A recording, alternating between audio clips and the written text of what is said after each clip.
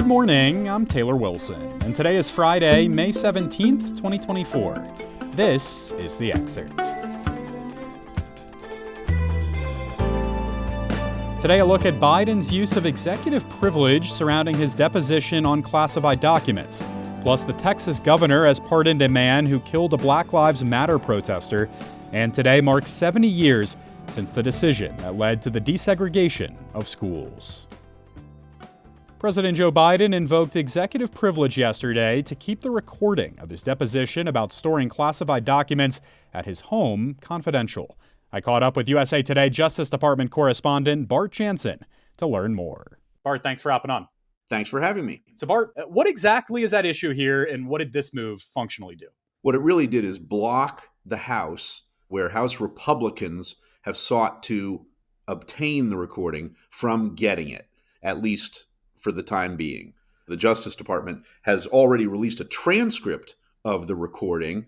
Special Counsel Robert Hur spoke to President Biden for hours in early November about him keeping classified documents from his time as vice president at his Delaware home during the 4-year interim between serving in the Obama administration and then becoming president himself. Hur decided not to press charges against Biden, and Republicans want to know more about how that decision was made. They think that Biden had the documents, that he shared them with others, such as his ghostwriter, and so perhaps criminal charges should have been filed. Hur, as you'll recall, put in his report that Biden was viewed as a sympathetic, well-meaning elderly man with a poor memory. Well, that poor memory is part of why they want to listen to the recording. They say that hearing how he answered questions might give them better insight, both about the replies and perhaps about his mental fitness for office. Bart, help us better understand executive privilege. Is invoking executive privilege in this way rare for presidents? It's both common and rare. The Congressional Research Service, a nonpartisan group that answers technical questions for Congress, says that nearly every president has invoked this, starting with George Washington. It's the idea that the executive can keep things confidential so that it can obtain basically candid advice and communications from advisors. And so the idea is that if Congress can get access to everything that the president hears, that might inhibit the kind of candid advice that he would get from aides. Through the years, it came to a real test during the Nixon administration when, of course, during the Watergate scandal, he was trying to keep information hidden from congressional investigators. But overall, the policy, the privilege of keeping communications confidential has been upheld by the courts all the way to the Supreme Court. Depending on how far House Republicans want to push this could become a new test case if they want to push this through the courts to, again, try to obtain this recording. You mentioned House Republicans. The House Judiciary Committee and the House Oversight and Accountability Committee each held votes on contempt resolutions yesterday. Bart, what exactly was the aim of these votes? Well, they're upset that Attorney General Merrick Garland has refused to provide the recording to lawmakers despite a subpoena for the recording. So the votes essentially send the resolutions to the full House. The House must now consider whether to hold Garland in contempt. It's not the most unusual thing. Previous attorney generals such as Eric Holder and Bill Barr were each held in contempt for refusing to provide information during congressional investigations. But in both cases, the Justice Department declined to prosecute them. And so it becomes more sort of a publicity stunt than actual criminal charges against an attorney general. Nevertheless, the House Democrats were trying to block the votes. They say it will smear Garland with this basically finding him in contempt. Garland himself answered questions to reporters Thursday morning saying that he had gone to extraordinary lengths to give the committees responses to their legitimate request. But he says this was not a legitimate request. And he said it would harm the department's ability to conduct future criminal sensitive investigations. So it's quite a departure for Garland, who usually speaks quite softly as a longtime federal judge. The White House counsel, Edward Siskel, was a little more blunt about it in sending the rejection to the House committees. He said the absence of a legitimate need for the audio recordings laid bare their goal is to chop them up, distort them, and use them for partisan political purposes.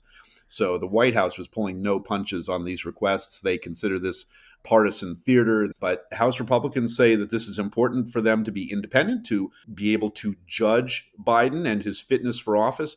Comer said the response from the White House is like a 5-alarm fire because of the crisis. And so they're going to try to keep holding Biden and the White House's feet to the fire in this dispute. All right, great breakdown as always. Bart Jansen covers the Justice Department for USA Today. Thanks, Bart. Thanks for having me.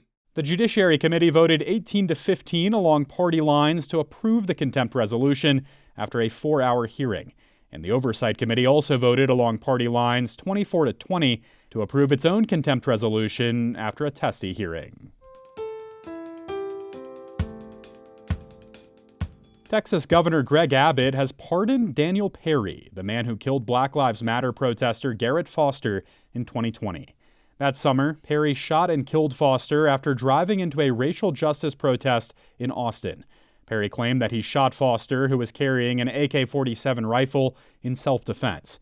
During Perry's trial last year, prosecutors argued that he had sought out the confrontation. Less than 24 hours after a jury last year found Perry guilty of murder, Abbott said on social media that he would approve a pardon if one were recommended by the Texas Board of Pardons and Paroles. The announcement came after prominent conservative figures called on him to undo Perry's conviction.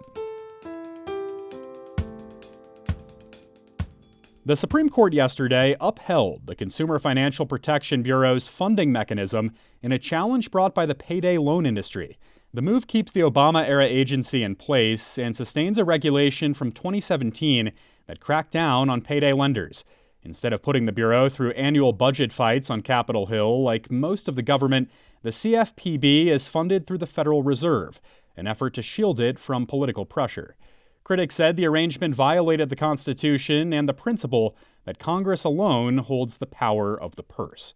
The 7-2 decision was a victory for the Biden administration, which had asked the court to overturn a conservative appeals court decision invalidating the funding mechanism. The High Court this week also cleared the way for Louisiana to use a congressional map with a second majority black district. The court's decision, made in response to an emergency request from state officials and voting rights advocates, is the latest twist in a years-long battle over the boundaries of the state's 6 congressional districts involving the intersection of race, politics, and redistricting. The Supreme Court put on hold a lower court's ruling invalidating a map that increased the number of mostly black districts from 1 to 2.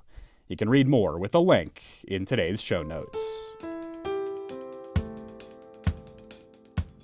The U.S. military said earlier today that it has started moving aid to Gaza using a floating pier it built off the coast of the Palestinian territory as part of efforts to boost humanitarian deliveries to the enclave.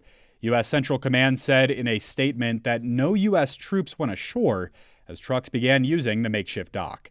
The project has been delayed by bad weather and cost an estimated $320 million and some 1,000 U.S. troops to build.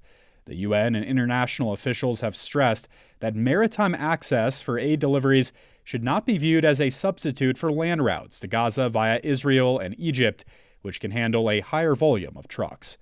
Meanwhile, South Africa asked the top international court yesterday to order a halt to the Rafah offensive, accusing Israel of genocide and saying that the country's war effort must be stopped to protect the Palestinian people. South Africa's legal representatives at the International Court of Justice, also known as the World Court, said Israel's shutdown of the Rafah and Kerem Shalom border crossings have plunged Gaza into unprecedented levels of humanitarian need. Today marks the 70th anniversary of the 1954 decision in Brown versus Board of Education, leading to the desegregation of schools. And President Joe Biden is meeting with families involved in the civil rights case this week. USA Today White House correspondent Franchesca Chambers joined me from the White House to discuss. Franchesca, thanks for hopping on. Hi, it's always great to be on with you, Taylor. It's always great to have you on. So just to walk us through yesterday's meeting, if you would. What took place here?